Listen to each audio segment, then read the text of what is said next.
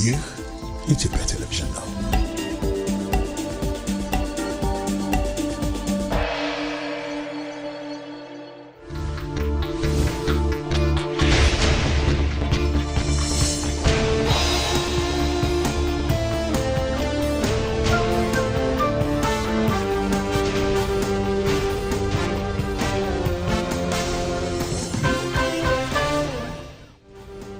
ታህሳስ 20 2018 ዓ.ም ተናስተን እንደምናመሻችሁ ኢትዮጵያ ቴሌቪዥን ኢቲቪ 57 ጀምሯል። በ3 ክፍል እስከ ምሽቱ 3 ሰዓት ድረስ ቆይታ እናደርጋለን። ዋና ዋና ጉዳዮችን ላስታውቃችሁ። በኢትዮጵያ ወቅታዊና ተጨባጭ ሁኔታ ያገናዘበ አካታች የሆነ ሀገራዊ ምክክር ለማካሄድ በርካታ ተግባራት እየተከናወነ ይገኛል።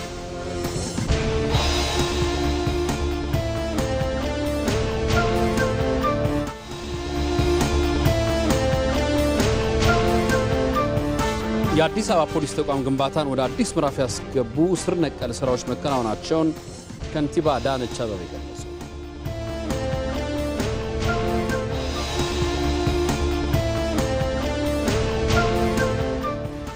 የእስራኤል ጠቅላይ ሚኒስትር ቤንያሚን ኔታንያሁ ከፕሬዚዳንት ትራምፕ ጋር ለመምከር አሜሪካ ገቡ የሚሉት ዋና ዋናዎቹ ናቸው።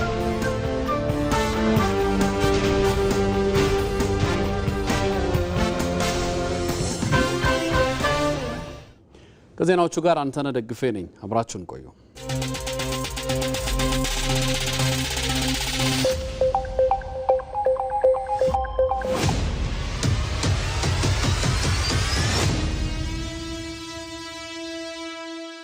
ከአሁን በኋላ የኛ ሱፐር ፓወር ሀገር እኛን በከፍተኛ ችግር ውስጥ የምትከተን ሀገር ኢትዮጵያ ነች የሚል ነበር። የኢትዮጵያ እውነታዎች በባህር በር ጥያቄ ላይ ምንድን ናቸው? መከላከያ ስለነበርክ ድርድሩን ታውቃለህ ማለት አላውቅም። ድርድሩን ብቻ ሳይሆን የኢትዮ ኤርትራ ጦርነትም ለምን እንደተጀመረ ብዙ አላውቅም። የእናት ሆድ ዥንጉርጉር ነው እንዲሉ በትጥቅ ትግል የሚገኝ መንግስት የለም። አንድ ላይ ሰርታችኋል። ትግራይን ጭምር ከኤርትራ ሲከላከሉ የነበሩትን ሲዋጉና ሲገሉ ነገር የተበላሸው እዛ ነው። ምንድን ነው የተፈጠረባቸው ክፍተት? የት ላይ ነው የተላለፉት? የለውጥ ምንጭ ጠመንጃ ሳይሆን ሀሳብ ነው። ዲሞክራሲ መልሶ ይበላሃል። ሞቼ ቢሆንም ማንንም አላማርረው። እነገሌ እኮ ናቸው ያደረጉኝ የሚለው አንድ ነገር የለም። እንደው ክቡር ጠቅላይ ሚኒስትሩ እድለኛ ናቸው በዚህ ረገድ። ለነገሩ እምነት ያለው ሰው አላማ ያለው ሰው ማጥላላትን መጣ ምናምን መጣ ቶሎ አይናቸው ደም የሚሞላ አካላትም የተፈጠሩ የመጡበት ሂደት አለ። በተለይ የኤርትራ መንግስት አሳልፈን የሰጠነው ለምን የሚሉ ጥያቄዎች ይነሳሉ። አንድ አልነበር ነው።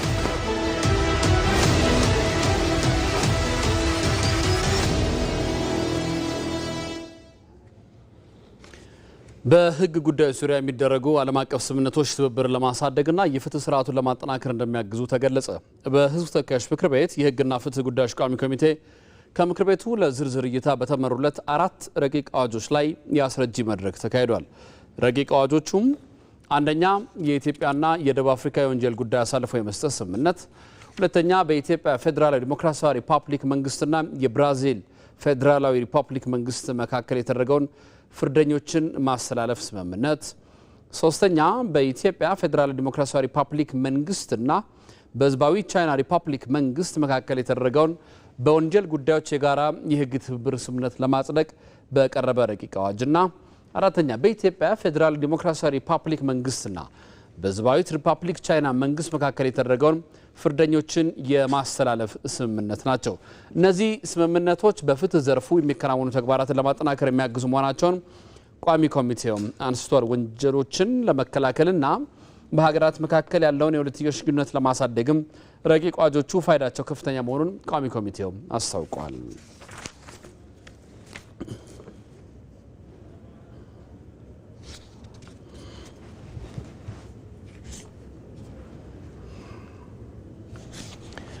በኢትዮጵያ ወቅታዊና ተጨባጭ ሁኔታን ያገናዘበ አካታች የሆነ ሀገራዊ ምክክርን ለማካሄድ በርካታ ተግባራት እየተከናወነ ይገኛል። ሀገራዊ ምክክሩን ለማካሄድ የሚያስችሉ እንደ አጀንዳ ልየታና የተወካይ መረጣ በአብዛኛው ክልሎች ተከናውኗል።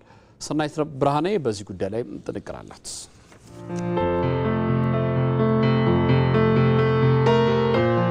በዜጎች መካከል ያሉ መሰረታዊ ልዩነቶችን በሰለጠነ መንገድ በመፍታት ዘላቂ ሰላምና ብሔራዊ መግባባት የሰፈነበት ጠንካራ ሀገርን ለመገንባት ከሚያስችሉ ጉዳዮች አንዱ ሀገራዊ ምክክር ነው። በኢትዮጵያም ስር የሰደዱ ሀገራዊ አለመግባባቶችን፣ ግጭቶችን ለመፍታት እርቅ፣ ስምምነትና መተማመን እንዲፈጠር ሀገራዊ የምክክር ኮሚሽን ተቋቁሟል።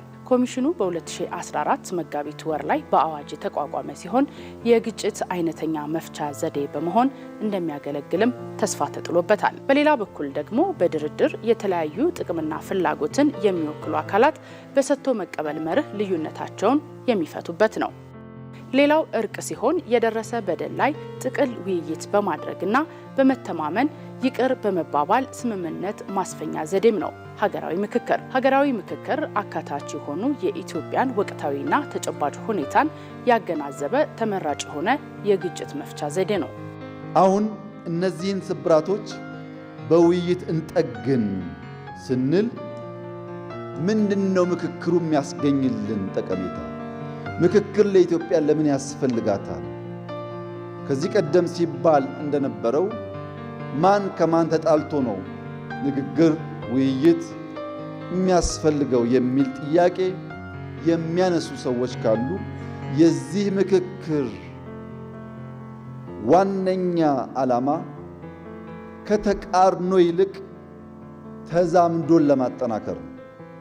በብሔሮች መካከል፣ በቋንቋዎች መካከል፣ በባህል መካከል፣ በሃይማኖት መካከል ካሉ ተቃርኖች በላይ ተዛምዶች ስለሚበዙ እነሱን አጉልተው ለማውጣት ነው።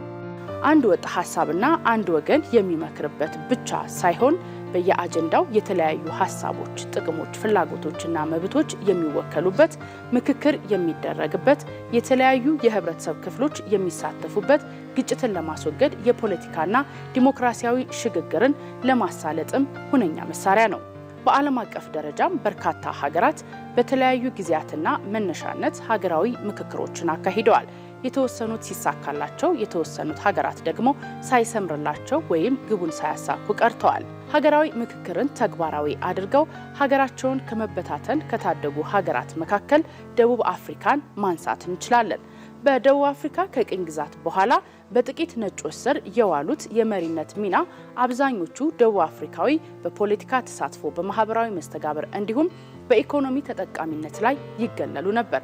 በዚህ ሳቢያ መገዳደል፣ ህገወጥ እስር፣ ሽብርተኝነትና ሌሎች ድርጊቶች የሀገሪቷን ሉዓላዊነት አደጋ ላይ ጥሎት ነበር። በዚህ ወቅት ነው ደቡብ አፍሪካ መነጋገርን ከችግር መውጫ አድርጋ የተጠቀመችበት። በዚህም እንደ አውሮፓውያን አቆጣጠር ከ1991 እስከ 1992 ዲሞክራቲክ ደቡብ አፍሪካ ኮንቬንሽን የተካሄደው። ይህም ሀገሪቱን ከመበታተን ታድጎ የበቀል መንገድ እንዲዘጋ አስችሏል። ሩዋንዳ፣ ኮሎምቢያና ኬንያ ሀገራዊ ምክክርን ተግባራዊ በማድረግ ተጠቃሾች ናቸው። ኮሚሽኑ የተለያዩና አስፈላጊ የተባሉ ስራዎችን በ2 ዓመት ጊዜ ውስጥ እንዲያጠናቅቅ የጊዜ ገደብ ተሰጥቶት የነበረ ቢሆንም በተለያዩ ምክንያቶች ሳያሟላ በመቅረቱ ተጨማሪ የ1 ዓመት ጊዜ ተጨምሮለት በርካታ ስራዎችን እያከናወነ ይገኛል። ዋናው የሀገራዊ ምክክር ዓላማ እነኚህ በየቦታ ያየናቸው ግጭቶች እና ጭራሽ ወደ ጦርነት ያደጉ ሁነቶች በሙሉ ለአንዴና ለመጨረሻ ጊዜ በተቻለ መጠን በምክክር ሁላችንም አሸናፊ ሆነን በምንወጣበት አካሄድ መፍትሄ እንድናገኝላቸው ማስቻል ስለሆነ የኢትዮጵያ ሀገራዊ ምክክር ጉባኤ መጀመር አለበት ብለን እናምናለን። ከትግራይ ክልል በስተቀር በሁሉም ክልሎች ከተለያዩ የህብረተሰብ ክፍሎች፣ ከሃይማኖት አባቶች፣ ከሀገር ሽማግሌዎች፣ ከተለያዩ ፖለቲካ ፓርቲዎችና የዲያስፖራው ማህበረሰብ በማካተትም የአጀንዳ ልየታና የተወካይ መረጣ መካሄድ መቻሉን ከኮሚሽኑ የተገኘው መረጃ ያመላክታል። እንደ ሀገር ዘላቂ ሰላምን ለማረጋገጥ ሁሉንም ያካተተ ሀገራዊ ምክክር ማካሄድ አስፈላጊ መሆኑ በተደጋጋሚ ጊዜ ይነሳል። ለዚህ ደግሞ መንግስት፣ ህብረተሰቡና የሚመለከታቸው አካላት የድርሻቸውን ሊወጡ ይገባል። የአዲስ አበባ ፖሊስ ተቋም ግንባታን ወደ አዲስ ምዕራፍ ያስገቡ ስር ነቀል ስራዎች መከናወናቸውን ከንቲባ አዳነች አቤቤ ገለጹ። ከንቲባዋ በከተማ የተለያዩ ክፍለ ከተሞች የተገነቡ 32 ዘመናዊ የፖሊስና የእሳትና አደጋ ስጋት መከላከል ተቋማትን መርቀው በይፋ ስራ አስጀምረዋል። የመራደም ተጨማሪ አለው።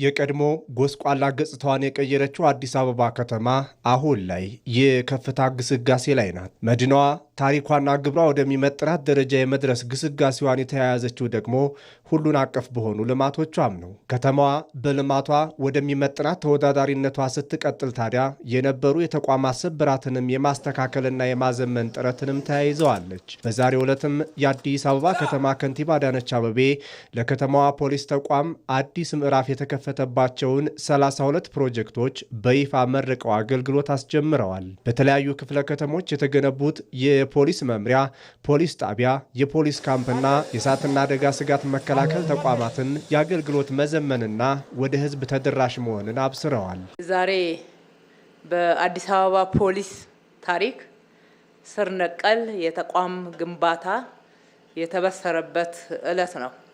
በአንድ ቀን 30 ፕሮጀክቶችን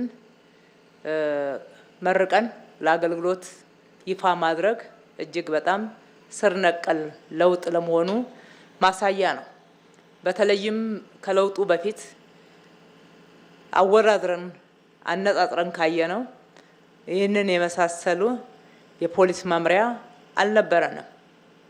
በክራይም በማይመች ሁኔታ ውስጥ የሚገኙ የፖሊስ ካምፖች እንዲሁም ፖሊስ ጣቢያዎችን ማስታወስ ተገቢ ይሆናል። አዲስ አበባ አሁን እየተሰራችበት ያለውን ደረጃ የሚመጥኗት ጠንካራ ተቋማት መደራጀታቸው ከፖሊስ አንጻር ወንጀልን ለመከላከል ከእሳትና አደጋ ስጋት አኳያ ደግሞ የከፋ ጉዳት ሳይደርስ ፈጥኖ መከላከልን የሚያስችሉም ናቸው። ሕዝባችንን በታማኝነት በቅንነት በትጋት ለማገልገል አዲስ አበባን ደረጃዋን በሚመጥን ስሟን በሚመጥን ደረጃ የምታገለግል በዛ ደረጃ ተቋማቶቿ የተገነቡ ጠንካራ ተቋማት እንዲሆኑ ባለን ትልቅ ቁርጠኝነት ነው። በአጠቃላይ እነኚህ ዛሬ ለሕዝብ ተደራሽ እንዲሆኑ ቅርብ እንዲሆኑ አገልግሎታቸው ፈጣንና ጥራት ያለው እንዲሆን የምንፈልጋቸው ቅድሚያ የሰጠናቸው ተቋማት በዚህ ደረጃ መደራጀታቸውና ለአገልግሎት መስጫ ምቹ የማገልገያ ስፍራ ማግኘታቸው በፖሊስ አንጻር ስናየው ወንጀልን ለመከላከል ከእሳትና አደጋ ስጋት መከላከል አንጻር ደግሞ ስናየው በሰውም ላይ ሆነ በንብረት ላይ ከፍተኛ አደጋ ሳይደርስ በፍጥነት ለመቆጣጠር የሚያስችለን ተደራሽ የሆነ ፈጣን የሆነ አገልግሎት ለመስጠት ያስችለን ዘንድ ነው። በአዲስ አበባ እየተሰራ ያለው ስራ ሁሉን አቀፍ ነው። በዚህም በኮሪደርና የወንዝ ዳርቻዎች ልማት አስደናቂ ስራን የሰራች ከተማ ተቋማትን አዘምኖ በመገንባትም ሌላኛው የህዝብ ብስራት አድርጋ ቀጥላለች። በዚህ ባለፉት በጀት ዓመታት ውስጥ የሰራናቸው እንደተጠበቁ ሆኖ ዛሬ ይፋ ያደረግናቸው 32 ፕሮጀክቶችን መጨረስ በተመሳሳይ ለጤና፣ ለትምህርት፣ ለውሃ፣ ለመንገድ፣ ለሌሎችም የከተማችን ህዝብን ለማገልገል ከፍተኛ ትኩረት የሰጠናቸው አገልግሎቶችም ተመሳሳይ ትኩረት ተሰጥቶ እየተሰራ ነው ያለው። በዚህ ደረጃ እንድናገለግል በዚህ ደረጃ ውጤታማ እንደሆነ ያደረገን በአንድ በኩል ህዝባችን ግብር ስለሚከፍል ነው፣ በሌላ በኩል ደግሞ የማህበረሰብ ተሳትፎ ስላለ ነው። ፖሊስ ህዝባዊ አገልግሎቱን ተላብሶ እንዲሰራ የማድረግ ሪፎርሙ ትልቅ የፖሊስ ተቋም መገንባት አስችሎናል ሲሉ የአዲስ አበባ ፖሊስ ጠቅላይ መምሪያ ዋና አዛዥ ጌቱ አርጋው ተናግረዋል። እያደገች እና እየዘመነች የምትገኘው አዲስ አበባ ከተማ እድገቷን የሚመጥን ተደራሽና ቀልጣፋ ፖሊሳዊ አገልግሎት ለመስጠት ተቋማችን ልዩ ልዩ የሪፎርም ተግባራትን አከናውኗል። የከተማችን አስተዳደር ከተማችን ስማርት ለማድረግ የጀመረው ተግባር መሰረት በማድረግ በተቋም ደረጃ ለስራችን አጋዥ የሆኑ ልዩ ልዩ የቴክኖሎጂ ውጤቶችን በየክፍለ ከተማ ፖሊስ መምሪያዎች እና በፖሊስ ጣቢያዎች ስራ ላይ በመዋላችን በወንጀል መከላከልና ምርመራ ተልዕኳችን ተጨባጭ ለውጥ ማስመዝገብ ችለናል። የከተማዋን ሰላምና ደህንነት ለማስጠበቅ ፖሊስ ወቅቱን የጠበቀ አቋም እንዲኖረው ስለመደረጉም በዘመናዊ መልኩ በቴክኖሎጂ ታግዘው ወደ ስራ የገቡ የፖሊስ ተቋማት ማሳያዎች ናቸው።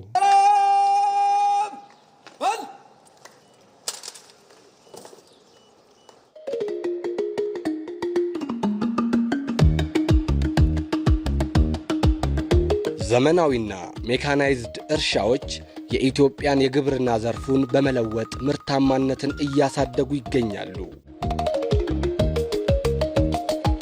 ግብርና የኢትዮጵያ ብልጽግናና ምግብ ዋስትና ሞተር ሆኖ ቀጥሏል።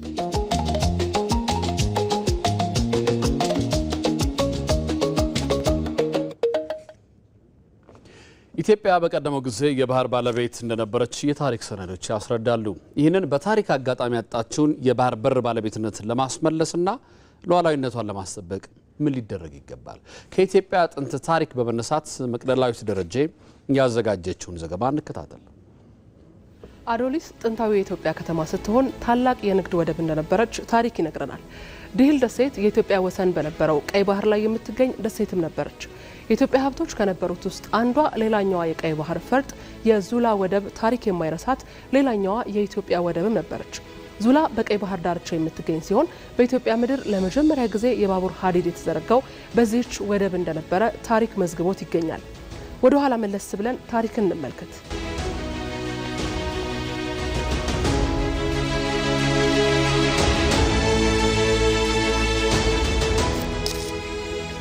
ኢትዮጵያውያን ከጥንት ጀምሮ የቀይ ባህር ወሰናቸውን ሲጠብቁ ብዙ ሺህ ዓመታትን አስቆጥረዋል። ኢትዮጵያ ስታስተዳድራቸው የነበሩ ወደቦች እንደነበሩ ታሪክ ቁልጭ አድርጎ ያስቀመጠ ጉዳይ ነው። መዛግብት እንደሚሉትም ኢትዮጵያ በአንድ ወቅት በቀይ ባህር 364 ደሴቶችን ታስተዳድር ነበር ቢባል ማን ያምናል? እነዚህም የዳህላክ ደሴቶች አስተዳደር ይባሉ ነበር። አዶሊስ ከአክሱማይት ስልጣኔ በፊት ጀምሮ የኢትዮጵያ ታላቅ የንግድ ወደብ ነበረች። የጥፍርና የከንፈር ቀለም ለአውሮፓ ይላክ የነበረው በዚህ ወደብ እንደነበረ አንጋፋው ጋዜጠኛና ደራሲ ጳውሎስ ኞኞ በ1976 ዓ.ም በቦታው በመገኘት በሰራው ዘጋቢ ፊልም ላይ ገልጾ እንደነበረ ከክምችት ክፍላችን መረጃውን አግኝተናል። ይሄ የአዶሊስ አካባቢ አዶሊስ ጥንታዊ የኢትዮጵያ ከተማ ነው። አዶሊስ ከአክሱም 1000 ዓመት ቅድሚያ ስላለው አዶሊስ ዛሬ እድሜው ከ4 እስከ 5000 ዓመት ይገመታል። የዳህላክ ወደብ አካል የሆነችው ድሂል በኢትዮጵያ ወሰን በነበረው ቀይ ባህር የምትገኝ ደሴት ናት። ድሂል ከምጽዋ 1 ሰዓት ከተወሰኑ ደቂቃዎች በመጓዝ የምትገኝ ደሴት ናት። ሌላኛው ዙላ ነው። ዙላ በባህር ዳርቻ የምትገኝ በማዕከላዊ ኤርትራ ያለች ከተማ ናት። በኢትዮጵያ ምድር ለመጀመሪያ ጊዜ የባቡር ሀዲድ የተዘረጋው በዙላ እንደነበረ መረጃዎች ያሳያሉ። ዙላ ታላቅ የንግድ መተላለፊያም ነበረ።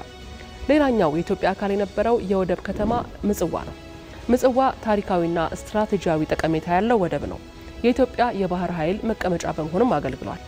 ንጉሠ ነገሥት ቀዳማዊ አፄ ኃይለ ሥላሴ ህዳር 24 1954 ዓ.ም ከ100 ዓመት በላይ ለሚሆን ጊዜ የኢትዮጵያ ዋና የንግድ መተላለፊያ የነበረውን የአሰብ ወደብ ሲመርቁ ይህንን ተናግረው ነበረ። ዛሬ ጣሊያን ልትሰጥ ካሰበችው ጥቂት ሺህ ካሬ ሜትር ቦታ በእግዚአብሔር ቸርነት ኢትዮጵያ የግዛቷና የራሷ ወደቦች ባለቤት ሆናለች። ዛሬ እዚህ የቆምነው ታሪክ ራሱን ሊደግም ባለበት ወቅት ኢትዮጵያ እንደገና በዓለም አቀፍ ንግድ ውስጥ የራሷን የሆነ ተገቢ ሚና በሚኖራት ወቅት ነው።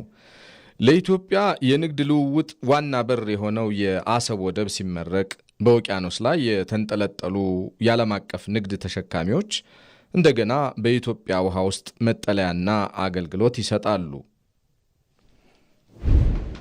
እኚህ ታሪካዊ የኢትዮጵያ ሀብቶች የበለጠ ታሪክን በማጣቀስና በማስተጋባት መሞገት የዲፕሎማሲ ስራውን ሊያግዙ የሚችሉ ታሪካዊ ማስረጃዎች ስለመሆናቸው የብዙዎች ምልከታ ነው።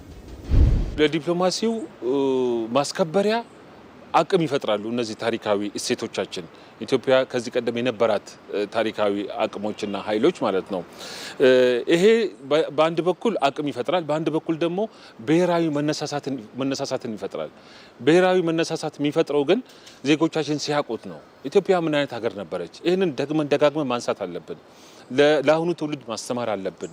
በተለይ እኛ ኢትዮጵያውያን በአክሱማዊት ጊዜ ከጥንት ጀምሮ በስልጣኔያችን በባህር ላይ ገናና የነበርን ሀገር ከዓለም ጋር ትስስር የፈጠርንና ከዓለም ማህበረሰብ ጋር ግንኙነት ስንፈጥር የነበርን ማህበረሰብ ህዝብ መሆናችንን ትውልዱ ካወቀ ግንዛቤው በጣም ከፍ ካለ አቅም ይፈጥራል ማለት ነው። እንደዛውም ግንዛቤ ከመፍጠር ባለፈ ደግሞ ለዲፕሎማሲያዊ ድርድራችን አቅም አጋዥ ይሆናል። የባህር በር ይገባናል ጥያቄ ላለፉት 3 አስርት ዓመታት ተረስቶ ጥያቄውም ተዳፍኖ እንዲቆይ ተደርጓል። 130 ሚሊዮን ህዝብ የያዘች ሀገር የባህር በር ስትራቴጂያዊ ደህንነት ማስጠበቂያዋም የህልውና መሳሪያዋም ነው። ያኔ ኢትዮጵያ ከሌሎች የዓለም ሀገራት ጋር በባህር ላይ የምትገናኝ የባህር ላይ ገናና ነበረች። በየዘመናቱ ለውጭ አልጋ ለቤት ቀጋ አይጠፋምና በአንድ ክፉ የታሪክ አጋጣሚ የህዝቧን ፍላጎት ባላከበረና የመልማት እቅድን ባላገናዘበ ውግንናም ሆነ ውክልና በሌላቸው አካላት ውሳኔ ሀብቷን እንድታጣ ሆናለች። ታዲያ ርስት በሺህ ዓመቱ ለባለቤቱ እንዲሉም ይህ የባህር በር ይገባናል ጥያቄ ከግብ ለማድረስ አስቀድሞ ማለቅ ያለባቸው ስራዎች እንዳሉም ይነገራል። ከመሀል ሀገሪቱ ከተማ ጀምሮ እስከ ወደብ መዳረሻዎች ያሉትን መንገዶች እስከ ወደብ መዳረሻ ያሉትን ማልማትና ማዘጋጀት ያስፈልጋል። ከዚህ ጋር በተያያዘ ደግሞ የሎጂስቲክስ አገልግሎት ተርሚናሎች ማዘጋጀት ያስፈልጋል። የብሔራዊ ደህንነት የባህር በርን ከማስጠበቅ አንፃር የሚሰሩ ስራዎች አሉ። በባህር ኃይል በኩል የተሰሩ የጀመሩ ስራዎች አሉ። ያንን አጠናክሮ መቀጠል ያስፈልጋል። ነገ ወደፊት ባህር በር ካገኘን በኋላ የንግድ መርከቦቻችንን ማን ነው የሚጠብቅልን? ያኔ ከእንደገና የሰው ኃይል ማሰልጠንና ሌሎች ዝግጅቶች ውስጥ ልንገባ ስለምንችል ካሁኑ ባህር በሩ መገኘቱ ስለማይቀር ኢትዮጵያ ያለባትን አሳይመንት ካሁኑ የቤት ስራዎቿን ያሉባትን የቤት ስራዎች ካሁኑ መስራት አለባት። ኢትዮጵያ እያነሳች ያለው ሉዓላዊ የባህር በር ይገባኛል ጥያቄ ዓለም አቀፍ የሕግ ማዕቀፎች የሚደግፉት በመሆኑ ሁሉም ኢትዮጵያዊ ሊያስተጋባው የሚገባም እውነት ነው። የባህር በር ተደራሽነት ለኢትዮጵያ የህልውና ጉዳይ መሆኑ አጠያያቂ አይደለም። ለዓመታት የባህር በር ማጣት ከኢኮኖሚ ባሻገር እንደ ሀገር ያስከፈለ ዋጋ ከፍተኛ በመሆኑ ኢትዮጵያ ዘላቂና ደህንነቱ የተጠበቀ የባህር መዳረሻ በአስቸኳይ እንደሚያስፈልጋትም ግልጽ ነው። ፋስካ እያለው ተጨማሪ አላት። ኢትዮጵያ የራሷ የሆኑ ተፈጥሯዊና ታሪካዊ ሀብቶቿን ለበርካታ ዓመታት በሚገባው መንገድ ሳትጠቀምባቸው ቆይታለች። ለዚህ አንዱና ዋነኛ መገለጫ የሚሆነው ደግሞ ኢፍትሐዊ በሆነ መንገድ ያጣችው የባህር በር ነው። ይህ ታዲያ ኢኮኖሚያዊ ሸምቀቆ ሆኖባት ቆይቷል። በዛን ወቅት እንቅስቃሴው በጣም ደስ የሚል እንደው ወደቦች በሙሉ ሞልተው እንደገና ተጠባባቂዎች ባህር ላይ መልህቅ ጥለው የሚቆሙበት ለማውረድም ሆነ ለመጫን የተራዎች የሚበዙበት ሁልጊዜ ቢዚ የሆነ ወደብ ነበር። ደፍነትሊ ኢትዮጵያ ከምንም በላይ ከፍተኛ እድገት የምታሳይ በምስራቅ አፍሪካ ላይ እንደው አለ የሚባል ጠንካራ ኢኮኖሚ የምትገነባ አገር እንደምትሆን ምንም ጥርጥር አልነበረውም። በዛን ወቅት ያ ቢቀጥል ኖሮ ማለት ነው። ሀብትና አቅም ሳያንሳት ለዘመናት ከዓለም ተራርቃ እንድትቆይ ያደረጋት የባህር በር ማጣት በሯ ተዘግቶባት እስከ መቼ ትኖራለች የሚለውን የቁጭትና የትውልድ ጥያቄ እንደ አዲስ ያነሳሳና አዲስ ምዕራፍ የከፈተም ሆኗል። የት እንደርስ ነበር የሚለው ቁጭትም ያሳጣንን እንድናስተውል አድርጓል። የሚገባንን መጠየቅ ነውር አድርጎ የሚያስብ የሚገባንን ማንሳት ትክክል አይደለም ብሎ የሚያስብ እሳቤ፣ ይሄ ደግሞ የትርክቱ ውጤት ነው። ሚሊየን% እርግጠኛ ነኝ ኢትዮጵያ ተዘግታ አትኖርም። ማንም ፈለገም አልፈለገም 30 ዓመት ከዚያ በላይ የወሰደ ትግል ነበር። ታውቃላችሁ። ሌላ 30 ዓመት ያስፈልጋታል ብዬ ግን አላስብም። ባህር በር ማጣት የአየር ክልልም አልባ መሆን ነውና የባህር በር ባለቤትነት ማረጋገጥ ካልተቻለ ከደህንነት አንጻርም የብሔራዊ ጥቅምና የሉዓላዊነት ስጋት መሆኑ አይቀርምና የባህር በር የማግኘት ጉዳይ አፋጣኝ መልስ የሚፈልግ ነው። የአየር ክልል የአንድ ሀገር ቢያንስ ከውሃ ዳር እስከ 12 ማይልስ ኖቲክ ማይልስ ይባላል። ያ ማለት እንግዲህ ወደ ኪሎ ሜትር ስንቀይረው እስከ 22.2 ኪሎ ሜትር አካባቢ ከውሃ ጫፍ የራሳቸው የዛ ሀገር ሶቨርኒቲ ነው። ከዚህ በኋላ ነው የሁሉም ሰው ወይ ደግሞ እነዚህ የዓለም አቀፍ የውሃ አካል የሚባሉት ሌሎች ሀገሮች የሚጠቀሙትን መድረስ የምንችለው ማለት ነው። ስለዚህ ወደ ውሃ አልደረስንም ማለት ወደ ውሃውም የለንም ባህር በር፣ ከዛም ደግሞ 22.2 ኪሎ ሜትር ድረስም አሁንም የዛ ሀገር የሚያዋስነው ሀገር ንብረት እስከሆነ ድረስ እዚህ ድረስ ትገደባለ ማለት ነው። ኢትዮጵያ ላለፉት 30 ዓመታት የባህር በር አልባ ሆና መቆየቷ በኢኮኖሚው በወጪ ንግድና ሎጂስቲክ ላይ ካሳደረው ተጽዕኖ ባልተናነሰ የአየር ክልል አልባ ሆና እንድትቆይም አድርጓታል። ይህን እንደ ምሳሌ አንስተን ብንመለከት ከአዲስ አበባ ተነስቶ አቴንስ የሚደርስ የኢትዮጵያ አየር መንገድ በረራ ኢትዮጵያ የአየር ክልል አልባ በመሆኗ ከአዲስ አበባ ተነስቶ ሌሎች የአየር ክልል ያላቸው ሀገራትን ተጠቅሞ በረራውን ለማድረግ የግድ ይላል። ይህም በየቀኑ ከ500 ኪሎ ሜትር ያልተናነሰ ተጨማሪ ጉዞና ተጨማሪ የነዳጅ ወጪም እንድታወጣ ያስገድዳታል። ይህንን በአመት ብንመለከት ኪሳራው ቀላል እንዳልሆነ ማየት እንችላለን። ረጅም መንገድን በምዞሪበት ሰዓት አንድ ሀገር አየር ክልሉን ከልክሎሽ ምን ሆነ? አንደኛ በጣም ብዙ ፉል እንጠቀማለን። ሁለተኛ ደግሞ በደንብ መጠቀም ያለብን ሮቴሽን አንጠቀምም ማለት ነው። ስለዚህ ይሄ የንግድ ዓለም ላይ ያለ በጣም ኮምፒት የሚያደርግ ኤርላይን ስለሆነ ይሄ አንድ ጫና ያመጣዋል። በተለይ ይሄ የቀይ ባህርና ባህረ ሰላጤ ኢንዲያን ኦሽን የሚባለው አካባቢ በጣም ዓለም የሚፈልገው አካባቢ ነው። በጣም ብዙ ንግዶች የሚካሄዱበት አካባቢ ነው።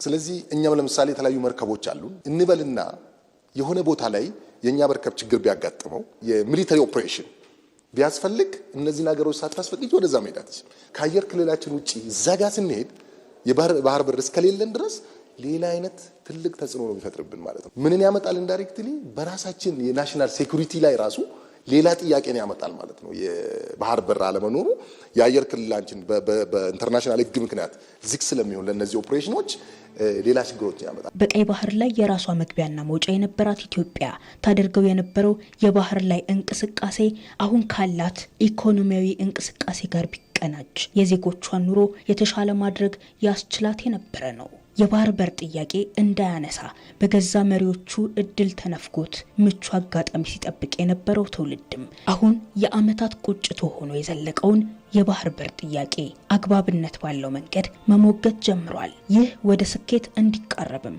ያልተቋረጠ ስራ ይጠይቃል። የኢትዮጵያ ወደ ቀይ ባህር መጠጋት ለቀጠናው ሰላምና የጋራ ልማት የጎላ ሚና እንደሚኖረው የታሪክና የፖለቲካ ሳይንስ ባለሙያዎች ገለጹ። የባህር በር የማግኘት ህጋዊ አማራጮችን በተደራጀ አግባብ ማስቀጠልና ሀገራት ከኢትዮጵያ ጎን እንዲቆሙ የተጀመሩ ጥረቶች ሊጠናከሩ እንደሚገባም አመልክተዋል። ሚካኤል ገዙ የኤርትራ ህዝብ ውሳኔን ተከትሎ ከ1980ዎቹ አጋማሽ ጀምሮ ከቀይ ባህር የራቀችው ኢትዮጵያ በቀጠናው ከሚደረጉ የንግድና የደህንነት እንቅስቃሴዎች ከተለየች ከ3 አስርት ዓመታት በላይ ተቆጥረዋል። ከኢትዮጵያ ቴሌቪዥን ጋር ቆይታ ያደረጉ የታሪክና የፖለቲካ ሳይንስ ባለሙያዎች የቀደምት ስልጣኔ ባለቤት የሆነችው ኢትዮጵያ ቀይ ባህር የስልጣኔዋ መሰረት ስለመሆኑ ያነሳሉ። ዓለም ላይ በጣም አሉ የሚባሉ ሀገሮች 4 ናቸው። ቻይና፣ ፐርሺያ፣ ሮማን ኤምፓየርና አክሱም ናቸው። ኢትዮጵያ ወይ ማለት ለዚህ ታላቅነቷ የቀይ ባህር በእርሷ ቁጥጥር ስር መዋል። ቀይ ባህር አለ። የህንድ ውቅያኖስም አብዛኛው ፓርት በእኛ ስር ነው። የኤደን ባህረ ሰላጤ በእኛ ስር ነው። በተለይ ንጉስ ኢዛና እነዚህን አካባቢ በደንብ አድርጎ አስከብሮልን ነበር እና እነዚህን ከእጃችን ቀስ እያሉ ማጣት በጣም ወደ ኋላ እንድንሄድ አድርጎናል። የነ ምጽዋ፣ የነ ዘይላ፣ የነ በርበራ ወደብን ስታስተዳድር የነበረች ቀይ ባህርም ስትመራ የነበረች ኢትዮጵያ ከኤርትራ መገንጠል በፊትም ቀይ ባህር የኢትዮጵያ ቁጥጥር ስር የነበረ መሆኑና ከዛም አልፋ የህንድና የአትላንቲክ ውቅያኖስን ጭምር ኢትዮጵያ ስትመራ የነበረች ግዙፍ ሀገር መሆኗን ካላት ታሪካዊ ባለቤትነት የህግ አግባብ እና በሰዓቱ የባህር በር አልባ ስትሆን የተወሰነው የተሳሳተ የፖለቲካ ውሳኔ እጅግ ችኩልነት የተሞላበት የፖለቲካ ውሳኔ ኢትዮጵያ የባህር በር አልባ ሆና ማየት በጣም የሚያስከፋ ነው። ኢትዮጵያ የራሷን ወደብ ታስተዳደር በነበረባቸው ጊዜያት የቀይ ባህር ደህንነትን በማስጠበቅ ረገድ በአካባቢው ከሚገኙ ሀገራት የተሻለ ሚና የነበራት ሀገር ነች። የኢትዮጵያ ወደ ቀይ ባህር መጠጋትም ለቀጠናው ሰላምና ዘላቂ ልማት የጎላ ሚና ይኖረዋል። በንግድ፣ በመሰረተ ልማት፣ በኃይል አቅርቦትና በሌሎችም ዘርፎች በሀገራቱ መካከል ውህደትን በማምጣት የጋራ እድገት እንዲረጋገጥ የሚያግዝ ይሆናል። ኢትዮጵያ ትልቅ የጦር ልምድ ያላት፣ በባህር ላይ ወንበዴዎችን የመቆጣጠር ትልቅ ልምድ ያላት፣ በተለይ አሸባሪ ተብለው የሚፈረጁትን እነሱን በመቅጣት ጸረ ሽብርተኝነት ላይ ትልቅ አቋም ያላት ሀገር ነች። ለቀጠናው ትልቅ ሰላም ነው የሚያመጣው። ባልተገባ መንገድ ወደ ተገፋችበት የባህር በር ለመመለስ ኢትዮጵያ የጀመረችው ዲፕሎማሲያዊ ጥረት አዎንታዊ መልክ እየያዘ መምጣቱንም ባለሙያዎቹ ተናግረዋል። አሁን የተጀመረው ሂደት በጣም ጥሩ ነው። እንደ ማንኛውም የኢትዮጵያ ዜጋ እና ሌሎችም የኢትዮጵያን ዜጋ ያልሆኑ ኢትዮጵያን የሚወዱ ማንኛውም ግለሰብ ቢሰማ ደስ የሚያሰኝ ዜና ነው። ያጣችበት መንገድ ህገወጥ መሆኑ የምታነሳውን ጥያቄ ህጋዊ ያደርገዋል እና ይሄንን ቤዝ አድርጎ ይሄንን መሰረት አድርጎ ጥያቄውን በደንብ ከህግ፣ ከፖለቲካ፣ ከታሪክ አጣቅሶ ጥያቄውን ማቅረብ አስፈላጊ። ሁሉንም አይነት ህጋዊ አማራጮች በተደራጀ አግባብ ማስቀጠልና ሀገራት ከኢትዮጵያ ጎን እንዲቆሙ የተጀመሩ ጥረቶች በዜጎች ተሳትፎ ጭምር ሊጠናከር እንደሚገባም አመልክተዋል። ኢትዮጵያ በፍጥነት እያደገ ካለው ቴክኖሎጂ ጋር አብሮ ለመሄድና የቴክኖሎጂና ፈጠራ ውጤቶችን ለማበረታታት የሳይንስ ሙዚየም አቋቁማለች። የሳይንስ ሙዚየሙ ለሳይንቲስቶች፣ ለተማሪዎችና ዓለም አቀፍ የምርምር ማህበረሰብ ወሳኝ ስፍራ ሆኗል። ሄለን ተስፋዬ ተጨማሪ አላት።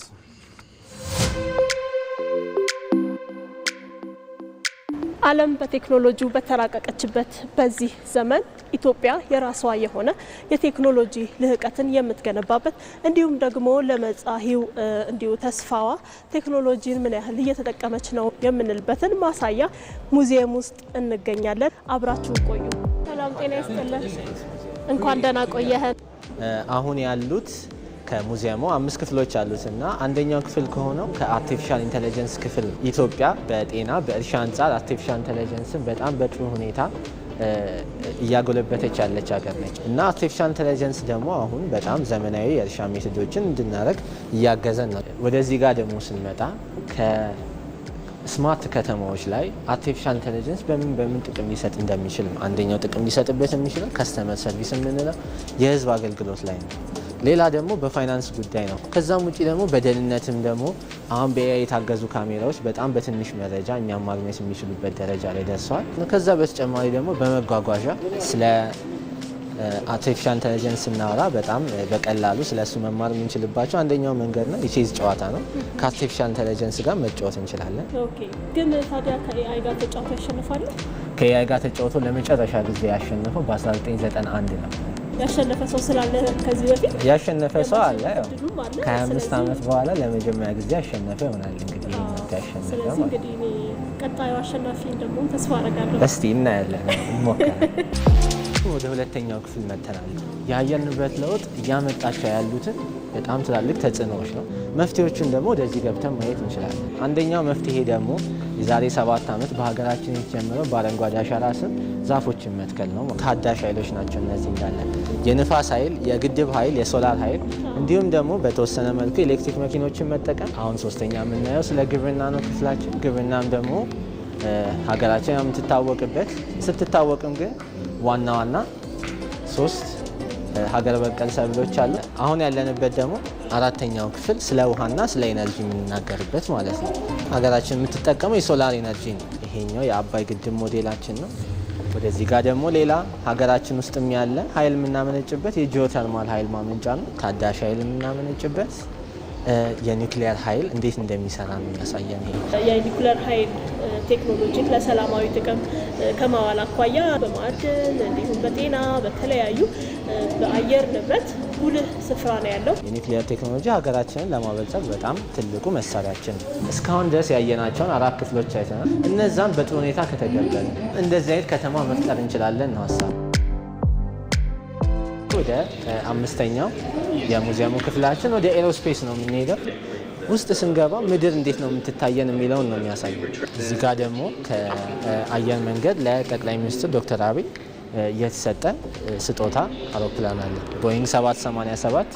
ይህን ይመስላል። ምን እንደሚመስል ለማሳየት ብቻ ሳይሆን ደግሞ እዚህ ጋር የዚህን ፕሌን እንዴት ውስጥ ገብተን ብናበር እንዴት እንደሆነ የሚያሳይበት ሲሙሌሽን አለ። ፓይለት መሆን ለሚፈልጉት ልጆች እንዲሁም ደግሞ ሰዎች ይቅርና እኔ ለራሱ አሁን የምርም እያበረርኩ ያለው ያህል ነው ፊል እያደረኩ ያለሁት እና በጣም ደስ ይላል። ለማንኛውም ሰው ላንዲንግና ቴክኦፍ ያለ እንደሆነ አውሮፕላን ኢንቫይሮንመንት እንዴት እንደሆነ ፓይለት እንዴት እንደሚነዳ አይተው ተምረው የሚሄዱበት ሲሙሌሽን ክላስ ነው።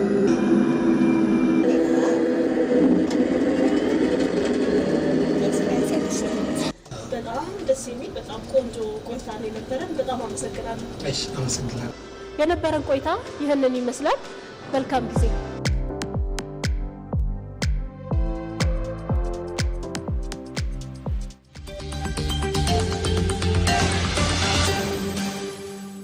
ኢትዮጵያውያን የሚኮሩበትና የኛ የጋራችን ብለው የሚያምኑበት የጋራ ማንነትና የወል ትርክት መፍጠር እንዴት ይቻላቸዋል? የኢትዮጵያ ሕዝብ ለዘመናት ዘርፈ ብዙ በሆኑና ማህበረሰባዊና ፖለቲካዊ ቀውሶች ውስጥ አልፏል። ለዘመናት ያጋጠሙትን መሰረታዊ ያለመግባባቶች በአዲስ ዘዴ ለመፍታት ሀገራዊ ምክክሩ ምን ይፈይዳል? ኢትዮ መልህቅ ዛሬ ምሽት ከ3 ሰዓት ጀምሮ በኢትዮጵያ ቴሌቪዥንና በኢቢሲ.ስትሪም ላይ ጠብቁን።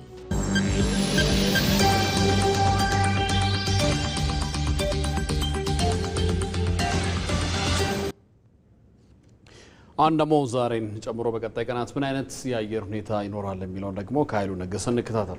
እንዴት ነው? እንዴት አመሻ አንተነህ? ቀጥሎ መረጃዎች።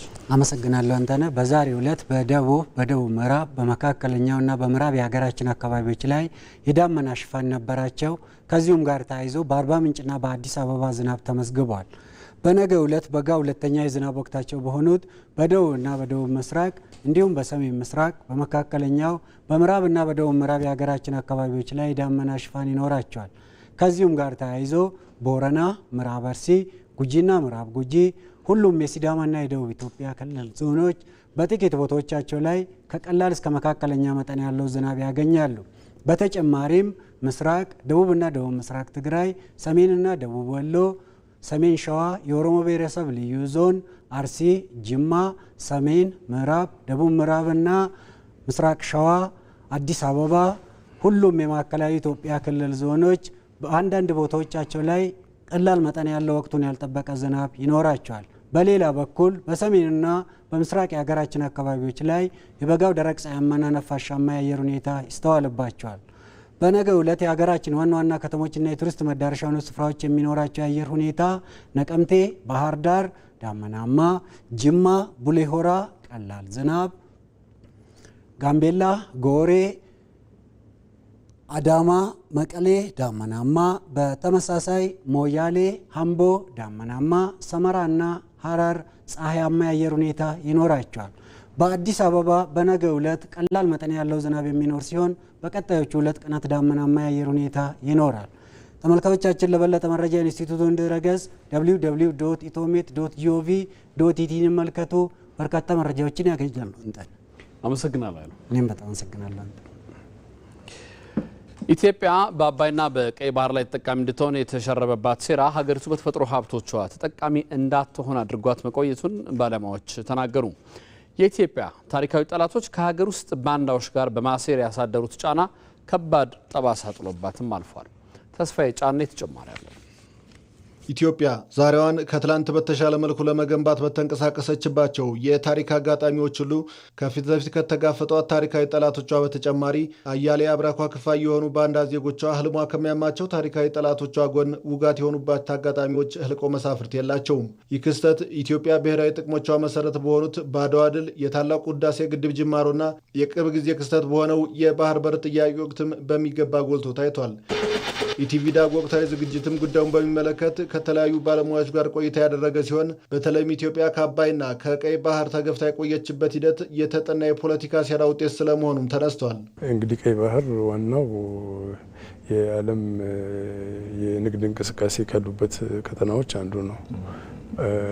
ወደብ ያለው ሀገር ደግሞ ተጠቃሚ በበለጠ ተጠቃሚ የሚሆኑበት ከሌሉት ሀገሮች ደግሞ ማደግ በሚችልበት ደረጃ ሳይሆን ብዙ ተጨማሪ ችግሮች፣ ወጪዎች፣ ስጋቶች ይኖሩታልና ይህንን ኢትዮጵያን ቆልፈው እድገቷን ለማቀንጨር የሄዱበት ሁኔታ ነው። በአድዋ ጊዜ ጀምሮ እስከ ዛሬ የኢትዮጵያ ብሔራዊ ጥቅም የሚጎዱ ጉዳዮች ሲነሱ ብዙ ኢትዮጵያ ዜጋ ሆኖ ኢትዮጵያውያን ሆኖ ከተቃራኒ ጎን ቆሞ ጊዜያዊ ጥቅም ግለሰባዊ ፍላጎትን ለማሟላት ኢትዮጵያ ወቅቶታል። የኢትዮጵያን ብሔራዊ ጥቅም አሳልፎ ሰጥቶታል። ነገር ግን በዛ ልክ ኢትዮጵያ ተሸንፋ አልቀረችም። አድዋ ላይ አሸንፋለች። ከዛ በኋላ ማጮ ላይ የአርበኞች ትግል እስከ ዛሬ ይሄ ጉዳይ የቀጠለ ነው እና ለጊዜያዊ ጥቅም ሀገር ብሔራዊ ጥቅምን አሳልፎ መስጠት የትም እንደማያደርስ አንዱ ተምረናል። ሁለተኛ ደግሞ በሌላ መንገድ ደግሞ ኢትዮጵያ ብታሸንፍም ግን የምትፈልገው ቦታ እንዳትደርስ ደግሞ ማነቆ ሆኖ ቆይተዋል። በሌላ በኩል ደግሞ ኢትዮጵያ ወደ እነዚህ ቀጠናዊና ውስጣዊ ተፈጥሯዊ ሀብቶቿ እንዳትመለስ ባልተሳተፈችባቸው አግላይ የቅኝ ግዛት ዘመናት ስምምነቶች እንድትታሰር የተደረገበት ሂደትም ሌላው ፍርሃት የወለደው ኢትዮጵያን የማግለል አሰራር እንደነበርም ተገልጿል። በአባይ ጉዳይ ካየን ኢትዮጵያ ይህንን ጉዳይ እንዳታነሳ፣ ሁለተኛ ደግሞ ሌሎቹንም የተፋሰሱ ሀገራት እንዳታስተባበር ፍራቻቸው ይሄ ነበረ። ፍራቻቸው በዚህ ሊቆም አልቻለም። ምክንያቱም የህልውና ጉዳይ ነው፣ የሀገር ጥቅም ጉዳይ ነው። እነዚህ አግላይ ስምምነቶችም በጊዜውም ቢሆን ኢትዮጵያ ተቃውማለች። ያልተሳተፍንበት የመጀመሪያው እንደሚታወቀው በግብጽና በእንግሊዝ መካከል ነበረ። ሁለተኛው በ1929 ማለት በእኛ በ1921 ዓመተ ምህረት ግብጽና ሱዳን ያደረጉት ነው። የነሱ ብቸኛ ተጠቃሚ እንዲሆኑ፣ ሁለተኛ ደግሞ አብዛኛው ውሃ የምታበረክት ኢትዮጵያ እያደገች ሌሎቹንም ማስተባበር የሚችልበትን አቅም ያላት ስለሆነ አንዱ ፈራቻቸው ይሄ ነው። ኢትዮጵያ የአባይን ውሃ በሚገባው እንዳትጠቀም፣ ውሃው ከኢትዮጵያ ተነስቶ የሚፈስ ሆኖ 86% በላይ ኢትዮጵያ ኮንትሪቢዩት እያደረገች ከራሷ የሚመነጨውን ውሃ በሚገባው ልክ ሌላውን ሳትጎዳ እንዳትጠቀም በተለያየ ጊዜ ኢትዮጵያ ያንን ላይ መጠቀም ስትፈልግ የውስጡ ጋር ውስጥ ያሉትን ጊዜያዊ ጥቅም የሚያዩትን በመፈለግ ኢትዮጵያ ያንን ተጠቅማ ከደህንነት እንዳትወጣ ማነቆ ሆኖ ቆይተዋል ማለት ነው። የቀይ ባህርንም በዛ ልክ እንወስድ እንችላለን። ኢትዮጵያ ብዙዎቹን ያደረገቻቸው ጦርነቶች ከሁለቱ ውሃ ጋር የተያያዘ ነው። ኢትዮጵያን ከቀይ ባህር ለመግፋት አዲስ ሀገርና ስምን ጭምር እስከ መፍጠር የተደረገውን በዛ ኮሪደር ላይ የነበሩ ከዛ በኋላ በደርግ ጊዜ ጅቡቲ ነጻ ማውጣት ሌሎቹ እነዚህ ሁሉንም ሂደቶች ካየን እነዚህ ሁለቱ ውሃዎች ኢትዮጵያ ከያዘች ታድጋለች፣ ካደገች ደግሞ የሚያጡት ነገር አለ ብሎ ስለሚያስቡ የኢትዮጵያ እድገተኛን እድገት ሊጎዳ ይችላል ብሎ የሚያስቡ አካላት ስላሉ እነዚህ ከውስጥ ያሉት ጋር ተባብሮ ኢትዮጵያ በማደግ ከሚገባት ልክ ሳታድግ እንድትቀር አድርገዋል ማለት ነው። በተለይ በአባይና በቀይ ባህር ላይ ተጠቃሚ እንዳትሆን የተሸረበባት ሴራ ኢትዮጵያ በተፈጥሮ ሀብቶቿን ተጠቃሚ እንዳትሆን አድርጓት ቆይቷልም ተብሏል።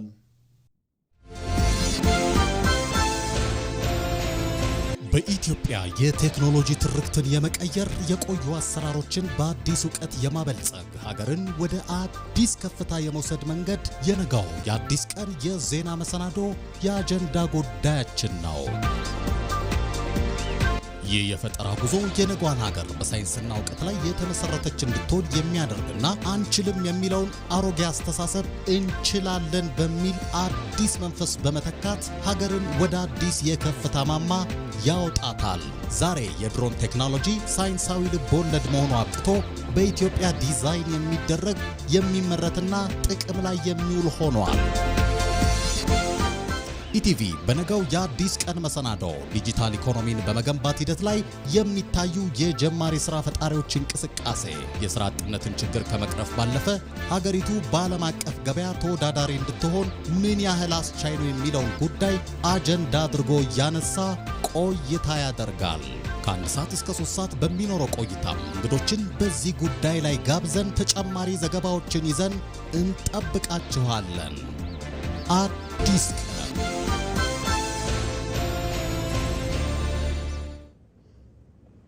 የውጭ ዜና።